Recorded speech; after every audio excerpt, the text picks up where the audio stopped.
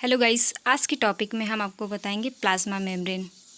Plasma membrane किसे कहते हैं? प्लाज्मा मेम्ब्रेन को हम सेल मेम्ब्रेन भी कहते हैं। तो चलिए स्टार्ट करते हैं। प्लाज्मा मेम्ब्रेन होता क्या है? साइटोप्लाज्म के चारों ओर या कह ले आउट ऑफ लेयर या कह सकते हैं आउट ऑफ बाउंड्री या कह सकते हैं बाउंड्री पर उपस्थित जो मेम्ब्रेन होते हैं उसी को प्लाज्मा मेम्ब्रेन कहते हैं या प्लाज्मा लेमा कहते हैं। जो प्लाज्मा मेम्ब्रेन प्रोटीन और लिपिड की बनी होती हैं। जो बीचों बीच में जो स्ट्रक्चर है वो है प्रोटीन। आपको बताते हैं कि प्रोटीन और लिपिड कितना कितना इसमें पाया जाता है। प्रोटीन है 20 से 74% पाया जाता है और लिपिड जो है 20 से 60% इसमें पाया जाता है। लिपिड को हम फास्फोलिपिड भी बोलते हैं जो इसमें 60% पाया जाता है। जो लिपिड होता है जिसका मेन पार्ट होता है उसे फास्फोलिपिड के भी फॉर्म में प्रेजेंट किया जाता है।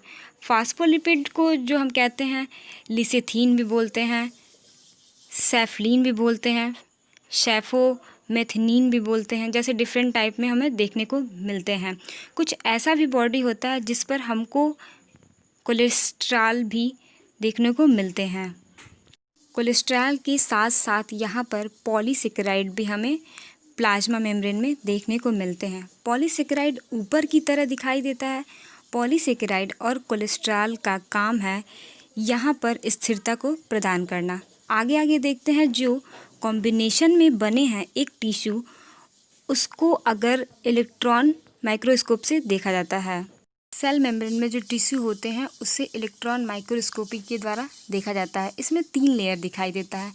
3 लेयर में 2 लेयर जो होते हैं वो होते हैं ऑस्मोफिलिक के होते हैं और प्रत्येक लेयर 20 एंगस्ट्रॉम की होती हैं। इसको ऑस्मोफिलिक लेयर के नाम से भी जाना जाता है। प्रत्येक लेयर 20 एंगस्ट्रॉम की होती हैं। वो 10 के पावर -10 माइक्रोन होती हैं। ऑस्मोफिलिक का 35 लेयर की होती हैं और हाइड्रोफिलिक लेयर जो होती हैं 20 एंगस्ट्रॉम को कंप्लीट करती हैं। जो तीनों मेम्ब्रेन होती हैं उसको रॉबर्टसन ने डिस्कवर किया था। जो टोटल पूरा यूनिट होता है वो 75 एंगस्ट्रॉम का होता है। प्लाज्मा लेमा का थिकनेस जो होता है 215 एंगस्ट्रॉम का होता है। प्लाज्मा लेमा का पूरा एरिया जो होता है वो 10 एंगस्ट्रॉम का होता है।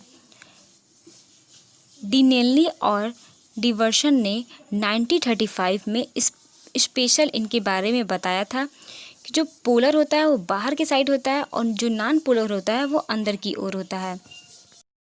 इसमें हम ध्रुवीय शिरा और अध्रुवीय शिरा के नाम से भी इसे हम जानते हैं।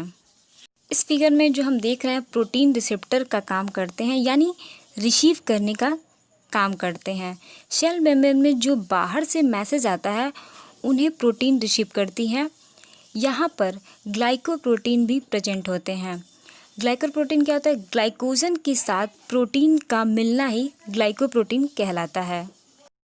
इसके आगे हम बताएंगे कि प्लाज्मा मेम्ब्रेन यानी सेल मेम्ब्रेन के कार्य, इसके क्या क्या कार्य हैं।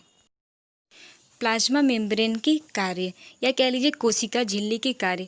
कोशिका झिल्ली विभिन्न पदार्थों की कोशिका के अंदर से बाहर और बाहर से अंदर आने जाने पर नियंत्रित रखती हैं। इसीलिए कोशिका झिल्ली को चयनात्मक अर्धपारगम्य झिल्ली या सेलेक्टिव परमिएबल मेम्ब्रेन कहते हैं। इसके निम्न कार्य हैं, तो चलिए बताते हैं इसके क्या क्या कार्य हैं। निम्न कार्य हैं। पहला है एंडोसाइटोसिस।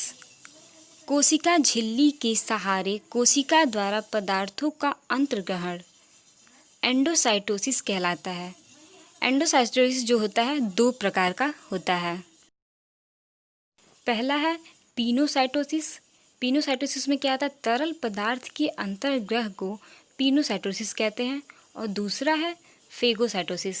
फेगोसाइटोसिस जो होता है ठोस पदार्थ के अंतर्ग्रह को फेगोसाइटोसिस कहते हैं। प्लाज्मा मेम्ब्रेन में दूसरा जो कार्य है वो है परासरण, ऑस्मोसिस।